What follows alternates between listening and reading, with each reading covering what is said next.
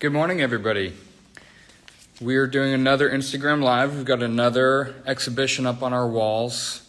We switch out every 5 weeks, and Jaylen Pigford's second solo show is behind me today. So we get to talk to Jaylen Pigford about his exhibition, The Beauty of Life and Death 2. And I'm going to just pan you around this new body of work, 10 paintings. Pretty different than his last exhibition, Digging for Daisies, just a year ago. So as I pan you around, I'm going to invite Jaylen in.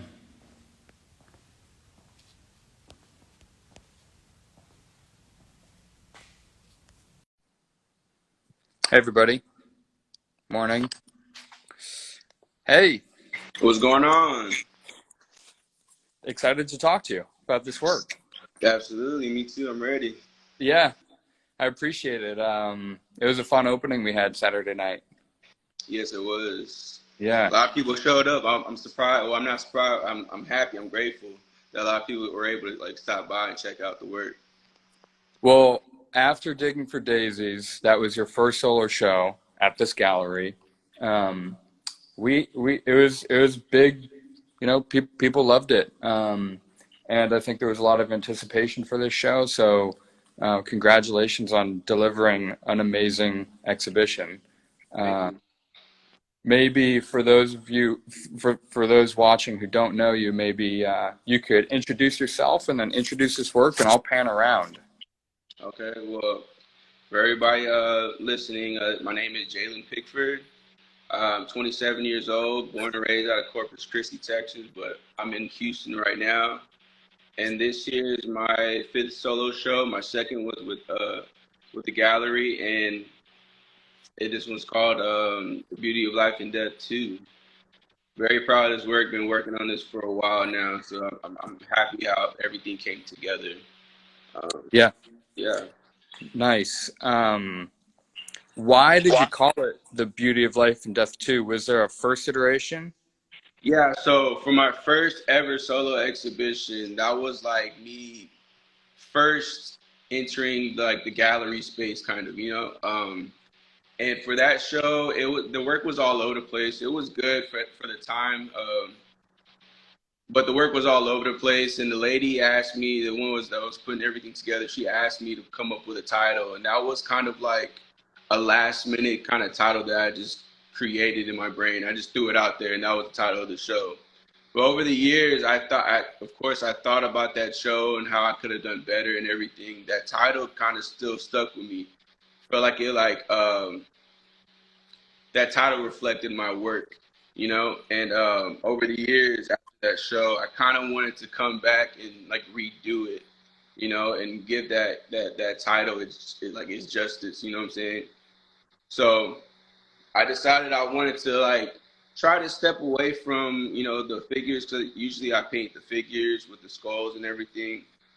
I couldn't. You see it by those two right there. I couldn't fully get away from the figures. I had to incorporate those in there, but I wanted to do something that talked about the balance of life, the balance of life and death. It doesn't necessarily have to be about life and death. It could be like negative and positive, good and bad, stuff like that, light and dark, all that stuff. It's just the balance of life.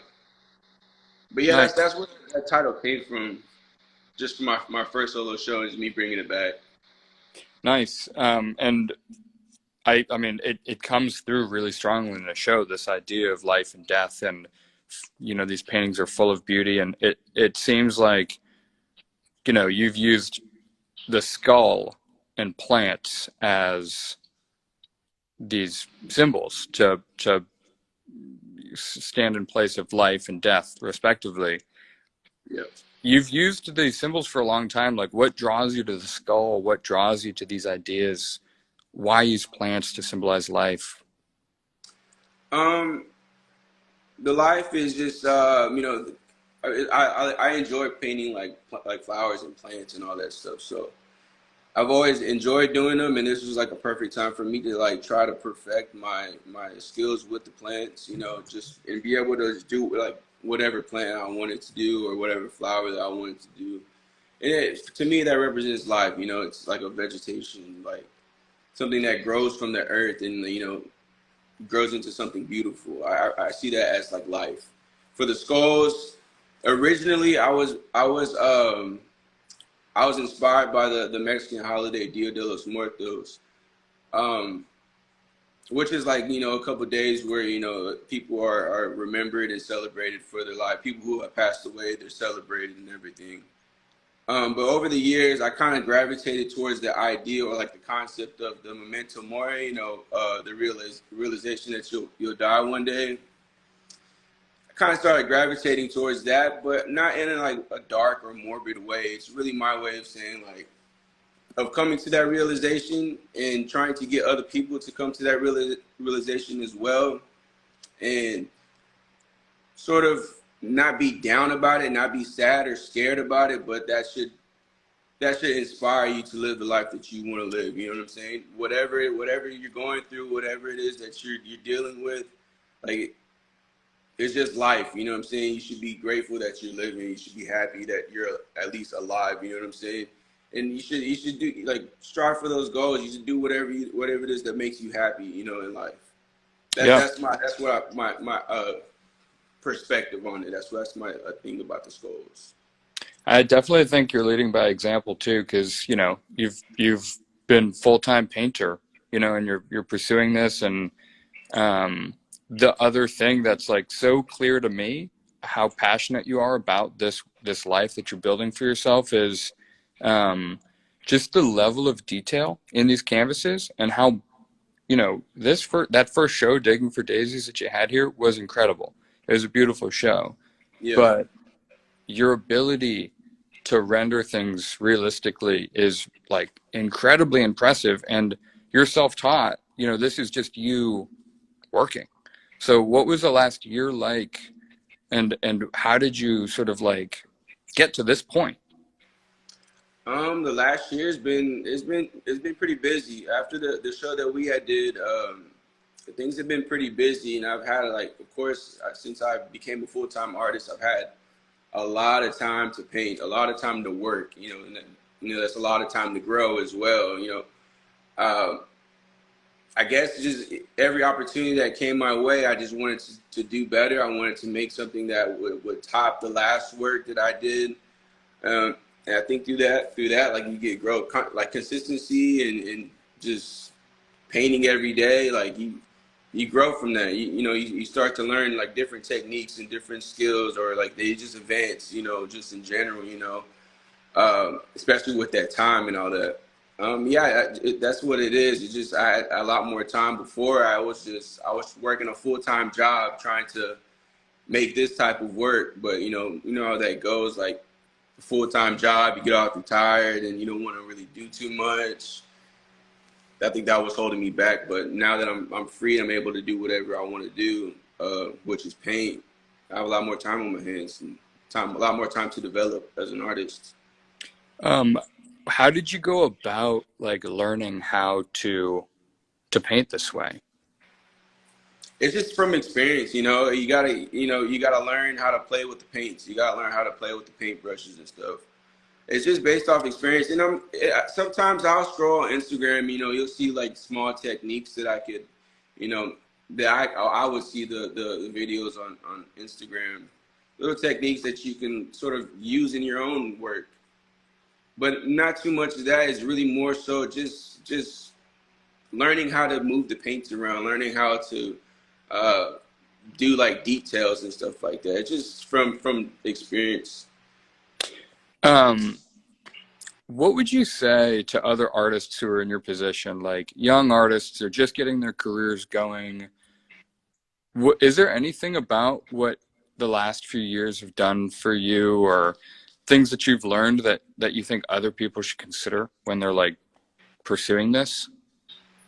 Yeah, I would think the main thing is consistency. The main thing that an aspiring artist should take into consideration, or you know, to practice in their own lives, is just being consistent. You know, and putting yourself out there.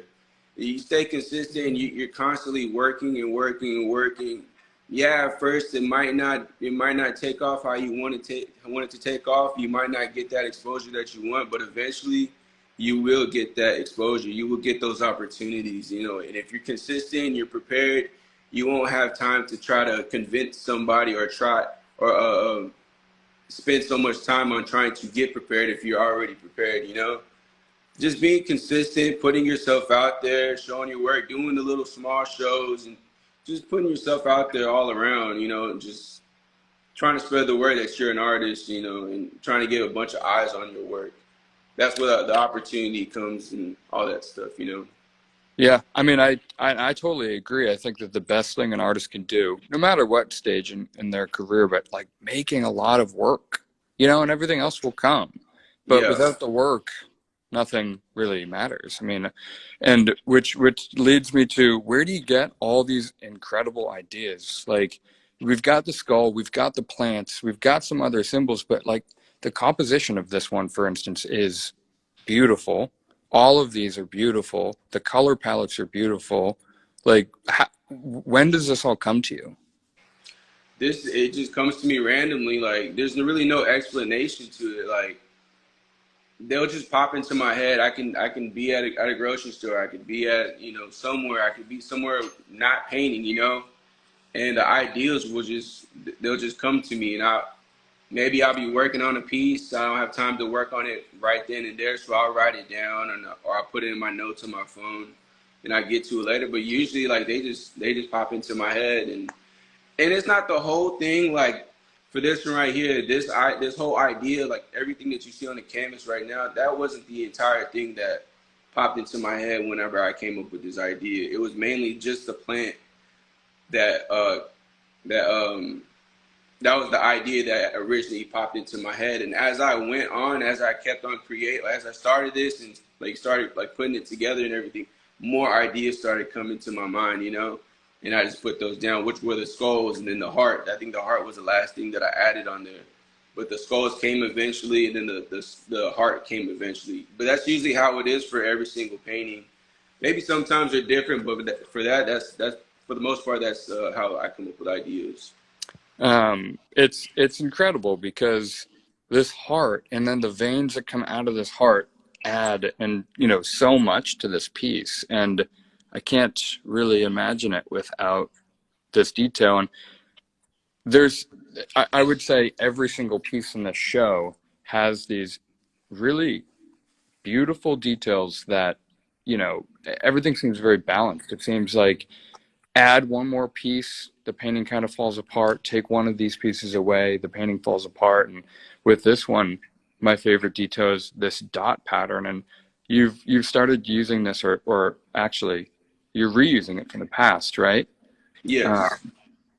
so why did you kind of let go of that dot pattern for a while, and what inspired you to bring it back?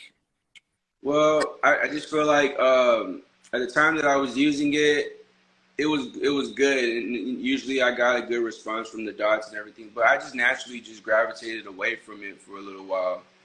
And it wasn't on purpose or anything like that. It was just I decided to go in another direction. It came naturally. But then for this show right here, I was reminiscing on some old shows, looking at some old work, and I realized that I did those dots a long time ago, and I kind of wanted to bring it back. Just like I was bringing the title back. I wanted to bring the dots back as well, and I think it'll make them. It makes the pieces look a little bit more interesting. You know what I'm saying? Instead of just having the plant right there in the center, those dots kind of like bring it to life a little bit and make it a little bit more interesting. I just thought it would be a good idea to add those. It adds a lot because this painting is called The Glow of Life. And the way that you laid in these dots with this, like, this beautiful gradation of color and density of the dots, that's what makes this painting glow for me. Um, Cool. so there's a few. I think in general, the biggest change that I see from your show last year to this year is just the amount of pattern and the complexity of the shapes, like, or not the shapes, but the amount of shading and rendering that you're doing. I think last show, Digging for Daisies, there was a lot of really flat areas, Yeah. which which worked and was beautiful in its own right. What inspired you to like want to add more of this dimension? Well, I think it goes back to just me not having a lot of time. You know, it's not that I didn't want to like add the values to or like the shading and all that stuff to everything. You know, as best as I could. It was just like the lack of time and just lack of time, pretty much. And I was just working with the time that I was giving. You know, to produce these bodies of work and everything. You know, but now that I have time, I have a little bit more time to really like to spend on these pieces and actually give them their shadows and everything, you know, make them pop more, you know. It really pays off because it's just beautiful work. Thank Um, so for everyone watching, this show's on view until April 16th. It's 10 paintings. It's called The Beauty of Life and Death 2. Um, as always, cameras just don't pick up the the quality of this work. If you're in the Austin area, please come by and see the show. It's incredibly impressive. Jaylen, is there anything else that you'd like to say before we sign off about the work?